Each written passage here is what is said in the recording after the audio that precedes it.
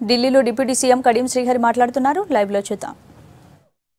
Schools తోని పోల్చుకున్నప్పుడు జిల్లా పరిషత్ కావచ్చు, గవర్నమెంట్ స్కూల్స్ కావచ్చు, రెసిడెన్షియల్ స్కూల్స్ కావచ్చు, సేమ్ క్వాలిఫికేషన్స్ తోని వీళ్ళని తీసుకుంటున్నాం మనము.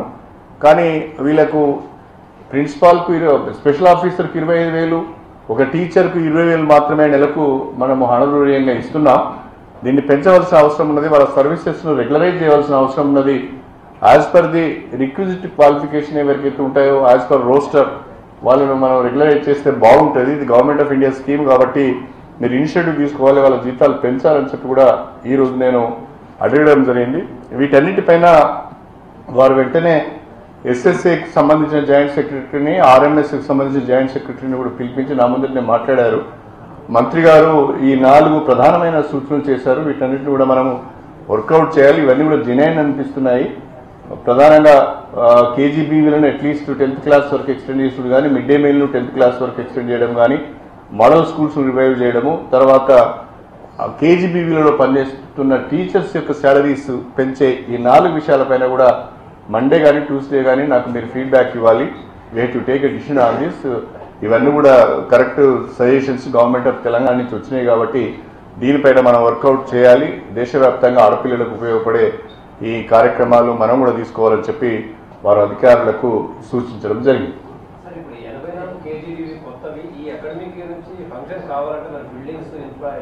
2017-18 విద్యా సంవత్సరానికే వాళ్ళు మనకి 84 కేజీబీవీలు ఇచ్చారు. ఈ 24 కేజీబీవీలు కూడా ప్రస్తుతానికి టెంపరీ అకామిడేషన్లో రన్ చేస్తాము. దాంట్లో 32 కేజీబీలకు ఇన్ఫ్రాస్ట్రక్చర్ కూడా డబ్బులు ఇచ్చారు. ఒకవైపు ఆ ఇన్ఫ్రాస్ట్రక్చర్ అంటే ఆ బిల్డింగ్ కన్స్ట్రక్షన్ స్టార్ట్ చేసుకునే మిగతాయి టెంపరీ అకామిడేషన్లో అవన్నీ కూడా స్టార్ట్ చేస్తాం.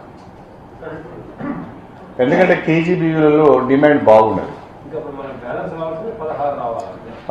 84 వచ్చినాయంటే 501 అడిగాం మనం, 110కి 84 వచ్చాయి అంటే ఇంకా 16 + 10 26 రావు. నెక్స్ట్ అకాడమిక్ ఇయరే, ఎందుకంటే పిఏబి అప్రూవ్ అయింది కాబట్టి పిఏబి వన్స్ ఇన్ ఇయర్ కూర్చుంటుంది కాబట్టి నెక్స్ట్కే వీలు అవుతుంది.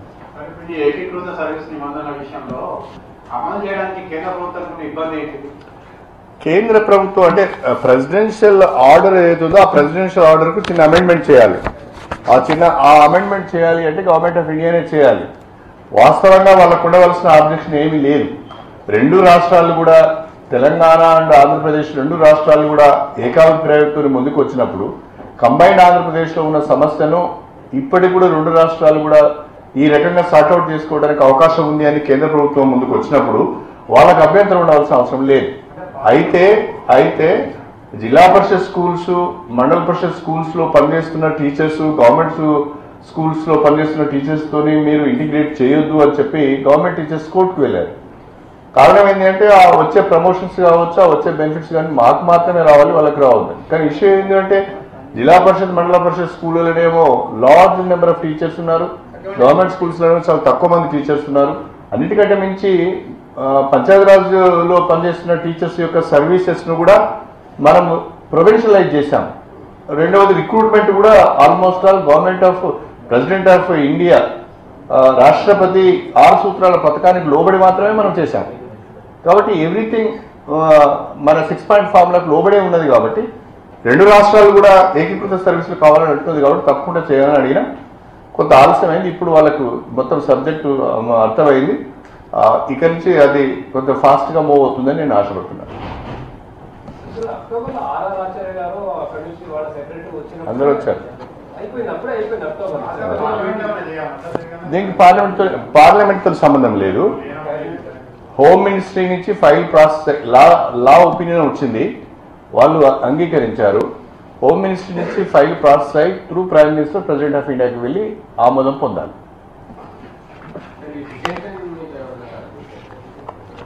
డిటెన్షన్ మీద గవర్నమెంట్ ఆఫ్ ఇండియా 5వ తరగతిలో 8వ తరగతిలో డిటెన్షన్ అమలు చేయాలని ఆలోచిస్తున్నట్టుగా ఈరోజు మాటల సందర్భంగా మంత్రి గారు కూడా చెప్పారు.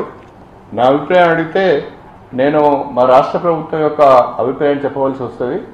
గతంలో మేము డిటెన్షన్ పాలసీకి వ్యతిరేకంగా మేము మాట్లాడి ఉన్నాము, ఆ మేరకు రిప్రజెంటేషన్ కూడా ఇచ్చి ఉన్నాము. మారిన పరిస్థితుల్లో మరొకసారి గౌరవం మా రాష్ట్ర ముఖ్యమంత్రి గారి యొక్క అభిప్రాయాన్ని తెలుసుకొని మా రాష్ట్ర ప్రభుత్వం యొక్క అభిప్రాయాన్ని తెలుసుకొని మాత్రమే నేను చెప్తానని చెప్పడం జరిగింది.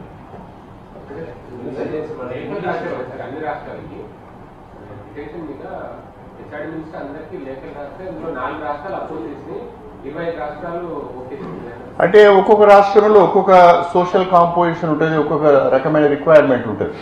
అన్ని రాష్ట్రాల్లో ఒకే రకమైన ఆలోచన ఉండకపోవచ్చు.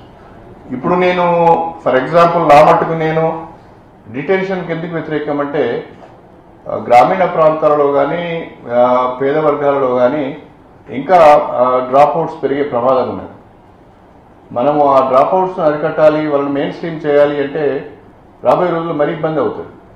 కాబట్టి ప్రస్తుతం ఉన్న విద్యా వ్యవస్థకు విద్యార్థిని బాధ్యుని చేయడం కరెక్ట్ కాదు, విద్యార్థికి శిక్ష వేయడం అంతకన్నా కరెక్ట్ కాదు.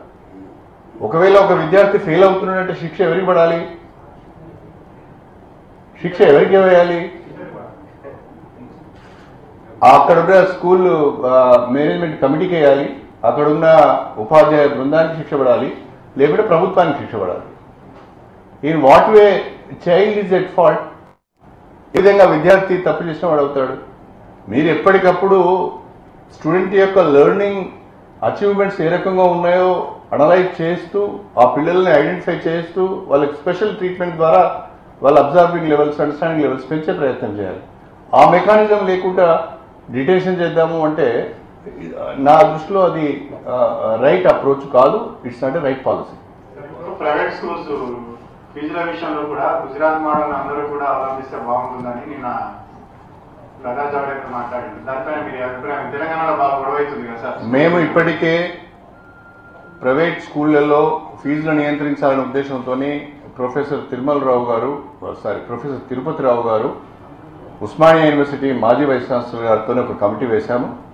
ఆ కమిటీ నివేదిక వస్తున్నది.